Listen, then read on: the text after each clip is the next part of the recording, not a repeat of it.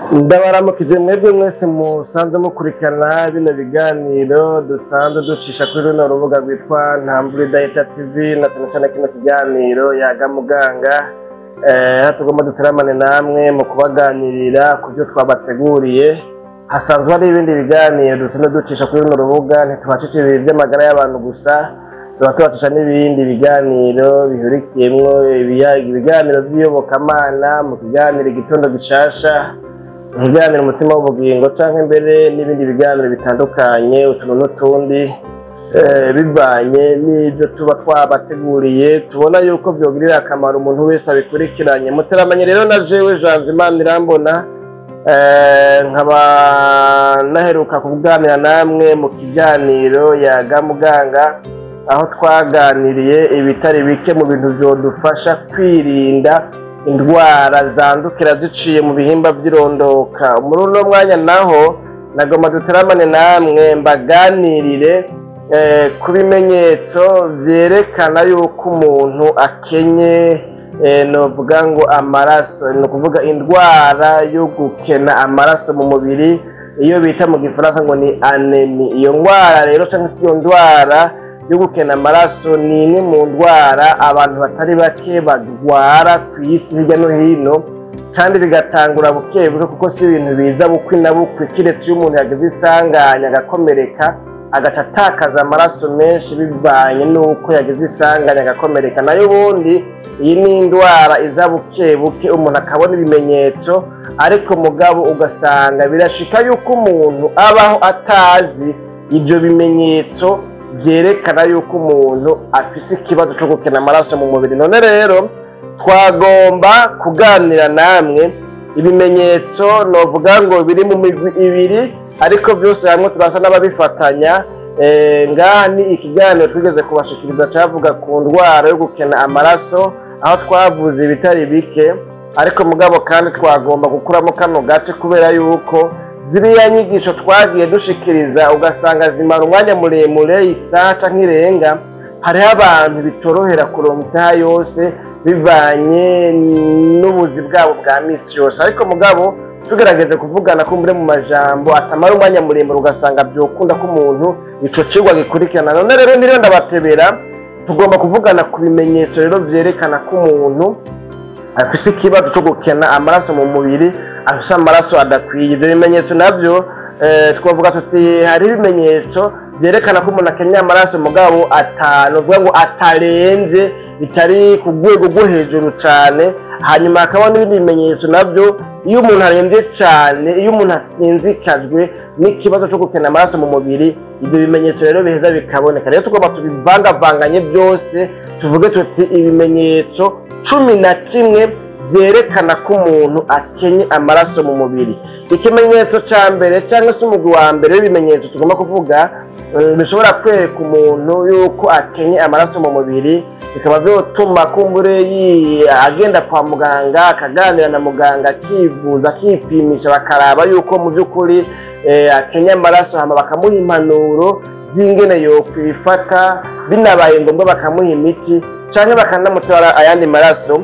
Ni ikimenyetso cya mbere rero n'icuko umuntu usanga afise mu jisho herutse, ni ukuvuga kweruka mu jisho, uravye ukabona ijisho umengo nta n'uturaso na dukeya, na twa dutsi twerekana ko turimwo amaraso, ugasanga mu jisho hiwe umengo nta n'imariri y'umengo harera derere hariya mu jisho. Rero kweruka mu jisho canke kweruka mu nzara, ugize gutyo ukabona ko urwara rwerutse, ni ukuvuga hari ukuntu ufyonze ngaha gutya ukarekura, usanga urwara rw'umuntu adafise amaraso akwiye mu mubiri rurateba gusubira kugira rya bara ry'amaraso cyangwa se ibara ritukura. Ugize gutyo ukarekura haguma hera, ugasanga birarengeje amasegonde 3. Iyo muntu rero ufyonze urwara ukarekura ukabona haraheze amasegonde arenga 3 rwagumye gwera hatarasubira kwerekana ibara ry'uko umengo hari amaraso ndani mu rwara, ni ukuvuga uyo muntu afise ikimenyetso c'ukweruka mu nzara.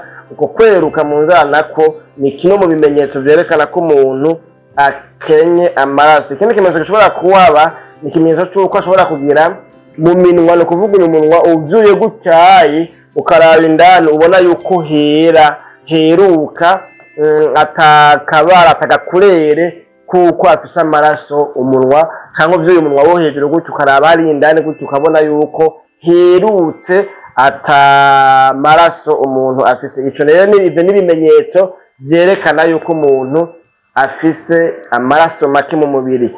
Ikindi kimenyetso gishobora kuba ku muntu afise ikibazo c'amaraso make mu mubiri ni icuko umutima ushobora gutera cyane unyaraguritse. Ibi twita mu gifaransa ngo ni palpitation.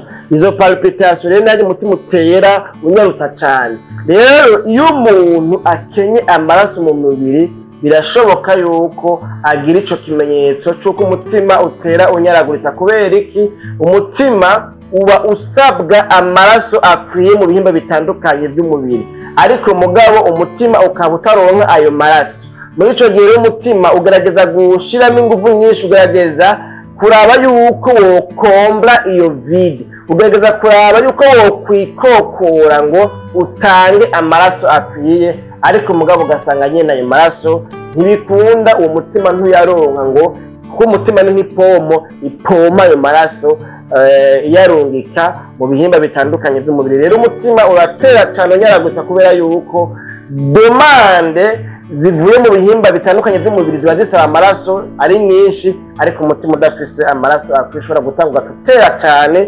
unyaraguritsa. Hanyuma ikindi kimenyetso gishobora kuhaba ni icy'uko umuntu iyo akenye amaraso cyangwa afite amaraso make mu mubiri ashobora kumeneka umutwe, akama amenetse umutwe. Kubera iki? Ubwonko burakenera cyane za oxygene, burakenera cyane novuga amaglycose kugira ngo bukore neza bworohewe buri areze bumerewe neza. Ivyo navyo burya bigenda bijanye na ya maraso atembera mu mubiri. Rero iyo mu mutwe hataronse amaraso akwiye, ubwonko butaronse amaraso akwiye nabwo ngo bukore neza akazi bujejwe, umuntu atayama amenetse umutwe. Arashobora kwama amenetse umutwe iyo afise amaraso make mu mubiri. Hanyuma ikindi kimenyetso gikunda kuhaba naco nyene ni ikimenyetso c'ibizunguzungu. Umuntu iyo akenye amaraso mu mubiri arashobora kugira ibizunguzungu, kuzungurirwa, akumva kaza ibizunguzungu, ahagurutse agacumva ibizunguzungu, ugasanga bisaba ko banza guhagarara umwanya muto kugira ngo ibizunguzungu bibanze bihere hanyuma abone kubandanya, cyane bikaza bukwi nabo akumva ibizunguzungu biramufashe akaba yo kwikubita hasi. Muri ico gihe ibyo byose ni ibizunguzungu bishobora kuba kimwe mu bimenyetso byerekana yuko umuntu akenye amaraso mu mubiri. Ikindi kimenyetso novuga ngo kiri ku nimero ya 4 muri bino bimenyetso cyuko turiko turababwira bishika ku 11 ni cyuko umuntu ashobora kwamana uburuhe. Iyo umuntu afise amaraso make mu mubiri, iyo umuntu akenye amaraso mu mubiri arashobora kwamana novuga ngo uburuhe, akama arusha, akama yumva yuko arushe, wakuma yumva umengo nta nguvu afise. Urumva nyene akamana fatigue persistante kumbure niko nokivuga mu gifaransa. Umuntu ashobora kwamana uburuhe. Ku bwa gatanu naho umuntu afise amaraso make mu mubiri arashobora kwama ananirwa n'udukorwa yahora akora twiwe twa misi yose. Ugasanga umuntu yahora aterura ibido y'amazi akayikorera, mugabo kubera ko afise amaraso make mu mubiri agatagira n'inguvu ntirumva, agira nta nguvu agira. Umuntu adafise amaraso akirumva nta nguvu agira, ugaca usanga rero biciye bituma uyu muntu ibikorwa byiwe bya misi yose yahora akora yorohewe harageze igihe bisigaye bimunanira. Yahora ateka atangorane, yahora asekura ubududu, yahora asekura isombe, yahora avoma, yahora anyonga ikinga, mugabo ibikorwa byiwe bya misi yose hakagera igihe ataba kibishobora. Kubera iki? Kubera yuko mu mubiri wiwe hakenye amaraso, afise amaraso make mu mubiri. Hanyuma novuga ngo bwa gatandatu umuntu arashobora rero gukarirwa no kwibagira. Iyo umuntu afise amaraso make mu mubiri arashobora kubangamirwa n'ikibazo cyo kwibagira, kuko twamaze kubona yuko ubwonko ntibukora neza, ibihimba byo mu mutwe ntibikora neza. Uyu muntu rero kugira ngo ashobore kuza yibuka ibintu bitandukanye, amarandevu bahanye n'abantu, ibyigwa yize mu ishure, ibintu bisaba yuko afata ku mutwe, biramugora cyane. Ugasanga uyu muntu asigaye akarirwa no kwibagira. Iyo umuntu afise amaraso make mu mubiri arashobora kugira kino kimenyetso cyo gukarigwa no kwibagira, ugasanga afise bituvuga mu gifaransa ngo ni difficulté à se souvenir, ugasanga biramugora kugira ane kwibuka. Ikimenyetso twavuga ko ari ikimenyetso c'indwi muri bino bimenyetso 11 turiko turavuga byerekana ko umuntu ashobora kuba afise ikibazo cyo gukena amaraso mu mubiri, ni icuko ku basanzwe bubatse canke ku basanzwe barangura imibonano mpuzabitsina. Murabona muri bino bihe mu by'ukuri ntibigikorwa n'abubatse gusa imibonano mpuzabitsina, usanga n'abandi ibyo sino biteba ko cyane, murabyumva nyene. Ni icuko rero umuntu afise amaraso make ashobora gutakaza ubushake bw'imibonano mpuzabitsina, ugasanga ageze ibyo bita ngo ni perte de la libido. Umuntu iyo afise amaraso make mu mubiri, iki kimenyetso kirashobora kumuba, ugasanga aratakaje ubushake bw'imibonano mpuzabitsina, ntagishaka kurangura imibonano mpuzabitsina. Niyo abikoze cyangwa se akoze imibonano mpuzabitsina, ugasanga bimunanira n'ingoga cyangwa se amara umwanya mutoya, kuko ibihimba vyiwe virondoka, nta maraso akwiye bifise. Ariya mavene turiya dutsi twariya mu bihimba virondoka ntidufise amaraso akwiye, ntitugonfa, ntitwidirata, ntituri bien mirige, bigata bituma rero umuntu usanga ntakibishaka cyangwa se niyo yabikoze naho iby'imibonano mpuzabitsina biramugora canke bikanamunanira. Nuko ico ni ikimenyetso kigira indwi muri bino bimenyetso byerekana ko umuntu afise ikibazo cyo gukena amaraso mu mubiri.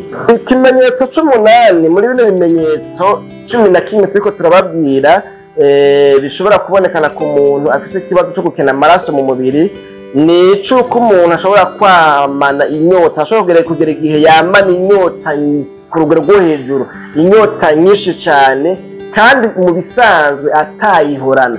Ugasanga umuntu muri kamenyere kiwe ntiyahora anywa amazi arenze litiro, mugabo harageze igihe rero azanyumva ko umubiri umusaba cyane amazi menshi, kuko navuga ngo habariho besoin de remplissage ku bijanye n'amaliquide umubiri uba wumva usaba cyane kugira ngo agirene, akumva rero aranyoterwa cyane. Umuntu rero afise ikibazo cyo gukena amaraso mu mubiri, harashobora kugera igihe nawe yamana inyota ku rugero rwo hejuru, nawe bikamusiga ntabitawe, ntibindi gituma yamana iyo soif intense. Ikimenyetso navuga ngo c'9 muri bino bimenyetso 11 dutera dusozera, kumbure murumva yuko dusa n'ababijanye kandi ntidufise intumbero yo guteba cyane.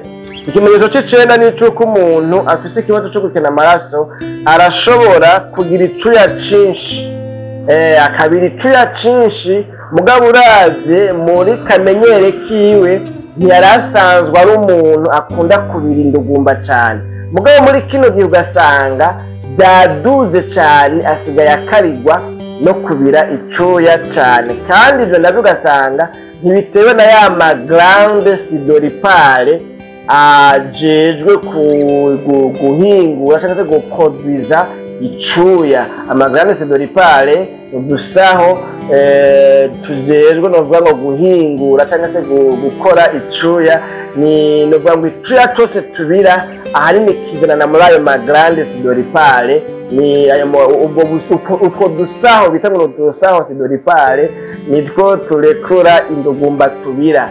Utwo dusaho natwo dusaho 5, kamwe kari ngaha, niyo mpamvu mubona burya visage iri mu bihimba bikunda gukarigwa cyane no kubira indugumba. Hanyuma ubundi bubiri buri ngaha, kamwe ngaha mu kwaha kandi mu kwaha, kandi ni nayo mpamvu mu kwaha ubona ari hamwe mu hantu umuntu akunda kubira indugumba cyane. Yumva ko utwo tubaye dusaho 3, akandi gasaho ubundi busaho bubiri mu nyemerere mperepfo buri ku maguru, ku birenge, hejuru ku birenge, niko novuga. Ni kuvuga buca buba ubusaho bungahe, buca buba ubusaho 5, hanyuma kandi aka gatandatu kumbure gaca kaba ahanyene hari ibihimba by'irondoka. Muri ico gihe mbere ahubwo rero udusaho duhingura icuya tubaye 6, kamwe ngaha, 2 ngaha, tubaye 3, akandi mu bihimba by'irondoka tubaye 4, hanyuma tubiri na twariya ku maguru hariya hepfo, ari nayo mpamvu ubona n'abantu bakunda no kubira ibyuya mu birenge, ibintu nyene nk'ibyo.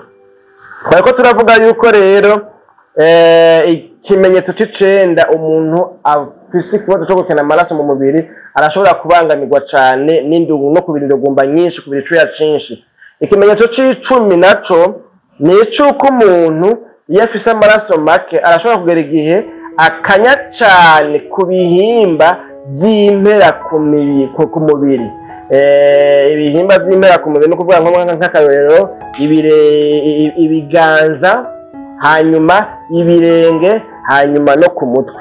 Umuntu ugasanga ahandi hose ntakanye mugabo yakonje ngaha, no kuvuga ibihimba biri impera ku mubiri, hariya ku maguru, ku birenge, aha ku biganza no ngaha mu mutwe, umukozeho kumva arakonje cyane, ariko mugabo ahandi ntakonje.